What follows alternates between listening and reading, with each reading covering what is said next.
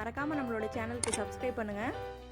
பக்கத்தில் இருக்க பெல் ஐக்கானை கிளிக் பண்ணி அதில் ஆளை செலக்ட் பண்ணுவாங்க. அப்போ தான் நான் போடுற வீடியோஸ் உங்களுக்கு நோட்டிஃபிகேஷனாக வரும். சிக்கன் லாலிபாப் செய்கிறதுக்கு நம்ம வந்து சிக்கன் விங்ஸ் எடுத்துக்க போகிறோம். அந்த சிக்கன் விங்ஸ்னால் வேறு எதுவும் இல்லை, கோழியோட ரெக்க பகுதி தான். அதில் வந்து கடைசியாக இருக்க இந்த பாட்டை வந்து நம்ம போட போகிறதில்ல. இந்த செகண்டும் அந்த தேர்ட் ஜாயிண்ட் மட்டும்தான் நம்ம வந்து யூஸ் பண்ணி லாலிபாப் செய்ய போகிறோம். ஒரு கோழியோட ரெக்கையிலேருந்து நம்ம 2 லாலிபாப் செய்யலாம். இப்போ வந்து எக்ஸ்ட்ரா இருக்க பீஸை வந்து இப்போ நம்ம கட் பண்ணி எடுத்துடலாம்.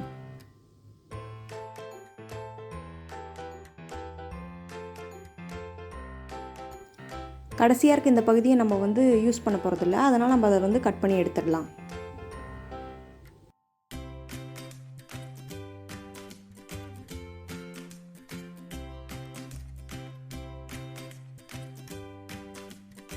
இப்போது இந்த சிக்கன் விங்ஸில் சென்டர் பார்ட்டில் வந்துட்டு நம்ம ஒரு கட் கொடுத்துக்கிறோம்.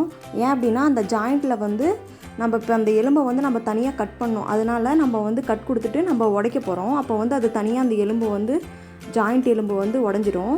நம்ம அந்த சென்டர் பார்த்து நம்ம வந்து ஒரு இன்னொரு கட் பண்ணிக்க போகிறோம்.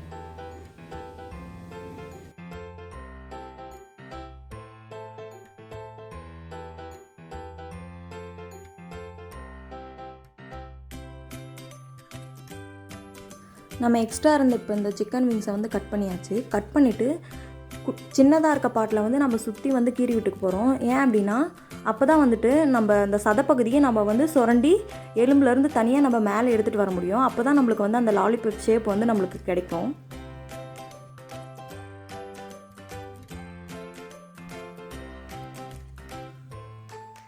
நம்ம இந்த கறி பீஸ் எல்லாம் சுரண்டி இப்போ நம்ம மேலே எடுத்துகிட்டு வந்துடலாம்.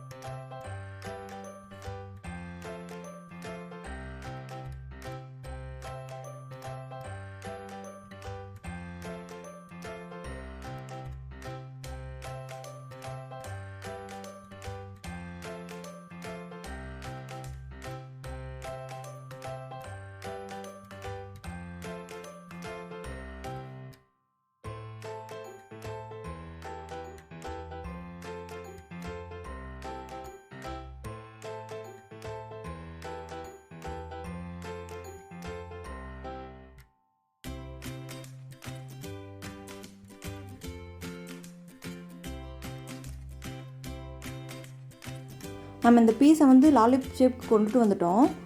இதே மாதிரி எல்லா பீஸையும் வந்துட்டு நம்ம லாலிபாப் ஷேப்புக்கு வந்துட்டதுக்கப்புறம் எப்படி இப்போ மசாலா ப்ரிப்ரேஷன் பண்ணலாம் அப்படின்றத பார்த்துடலாம்.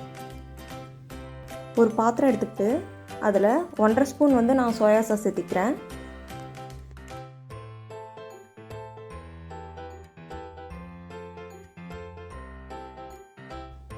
நீங்கள் ஒரு 10 பீஸ் செய்கிறீங்க அப்படின்னா 1 ஸ்பூன் சோயா சாஸ் வந்து உங்களுக்கு போதுமானதாக இருக்கும். அப்புறம் நான் 1 ஸ்பூன் வந்து இஞ்சி பூண்டு பேஸ்ட் போட்டிருக்கேன். அதுக்கப்புறம் மிளகாத்தூள் 1 ஸ்பூனு, அப்புறம் பெப்பர் பவுடர், அப்புறமா சால்ட்டு, அப்புறம் கொஞ்சம் லெமன் சேர்த்து நல்லா நம்ம இதை வந்து மிக்ஸ் பண்ணிக்கலாம். நமக்கு இந்த மாதிரி கன்சிஸ்டன்சி கிடைக்கும். இப்போ நம்ம லாலிபாப் செஞ்சுருக்கோம் இல்லையா, அது எல்லாத்தையும் எடுத்து இப்போ இந்த மிக்சரில் போட்டு நல்லா மிக்ஸ் பண்ணிக்கலாம். இதை வந்து ஒரு அரை மணி நேரம் பக்கம் வந்து நம்ம ஊற விட்டுற போகிறோம். அதுக்கப்புறம் தான் வந்து நம்ம மசாலாவில் டிப் பண்ணி எண்ணெயில் பொரித்து நம்ம எடுத்துக்க போகிறோம். அப்புறம் நம்மளுக்கு சுவையான லாலிபாப் வந்து ரெடி ஆகிடும். இப்போ நம்ம வந்து இதை வந்து அரை மணி நேரம் நம்ம ஊற வச்சிடலாம். மெயின் மசாலா செய்கிறது எப்படின்னு பார்த்துடலாம். நான் வந்து 2 முட்டை எடுத்துக்கிறேன். அது கூட வந்து ஆல் பர்பஸ் ஃப்ளார், அது என்ன நான் இப்போ சேர்த்துருக்கிறது வந்து மைதா சேர்த்துருக்கேன். உங்கள்கிட்ட என்ன மாவு இருக்கோ நீங்கள் அதை சேர்த்துக்கோங்க. செகண்ட் வந்து கார்ன்ஃப்ளவர் சேர்த்துருக்கேன், கொஞ்சம் சால்ட்டு, அப்புறம் மிளகாத்தூள் 1 ஸ்பூனு. நான் கலர் வேணுன்றதுனால நான் கேசரி பவுடர் சேர்த்துருக்கேன். உங்களுக்கு தேவையில்லை அப்படின்னா நீங்கள் அவாய்ட் பண்ணிக்கலாம். இந்த பதத்துக்கு நம்ம மசாலா இருக்கும். இஞ்சி பூண்டு பேஸ்ட் கொஞ்சம் சேர்த்து நம்ம ரெடி பண்ணிக்க போகிறோம். ஸ்டவ் ஆன் பண்ணி அதில் கடாய் வச்சு எண்ணெய் ஊற்றி நல்லா காய வச்சு எடுத்துக்க போகிறோம்.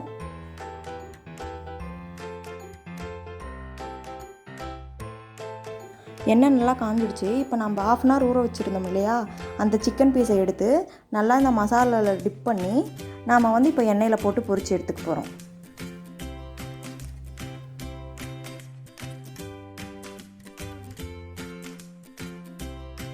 எல்லா பீஸையும் எண்ணெயில் போட்டுட்டதும் அடியில் பிடிக்காத மாதிரி அதை வந்து நம்ம லைட்டாக வந்து கிண்டி விட்டுக்க போகிறோம். ஆஃப் பாயில் ஆகிட்டதுக்கப்புறம் நம்ம எல்லா பீஸையும் திருப்பி போட்டுக்கலாம்.